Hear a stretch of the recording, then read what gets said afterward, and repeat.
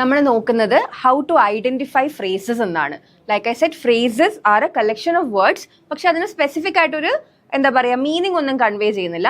Without a context നോക്കിയാൽ it's just a group of words. അതാണ് phrases. നമ്മൾ ഇവിടുത്തെ ഐഡന്റിഫിക്കേഷൻ എങ്ങനെയാണ് ചെയ്യുന്നത് നോക്കാം. ഇവർ പറഞ്ഞേക്കുന്ന highlighted part is walking in the park.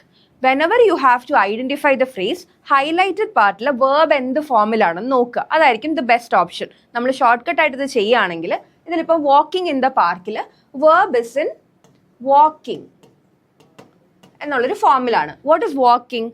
Walking എന്ന് പറയുന്നത് ING form of the verb that is in A activity form ആണ് അല്ലേ. What is ING form of the verb?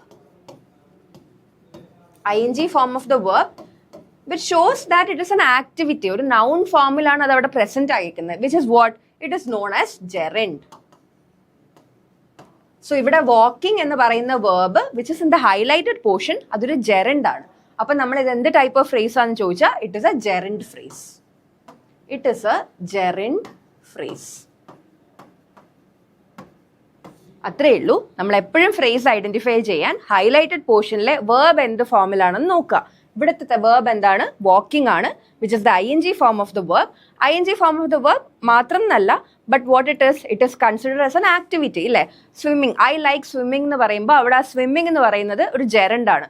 Same thing ഇവിടെ വാക്കിംഗ് ഇൻ ദ പാർക്കിൽ walking is A gerund, hence this is A gerund phrase.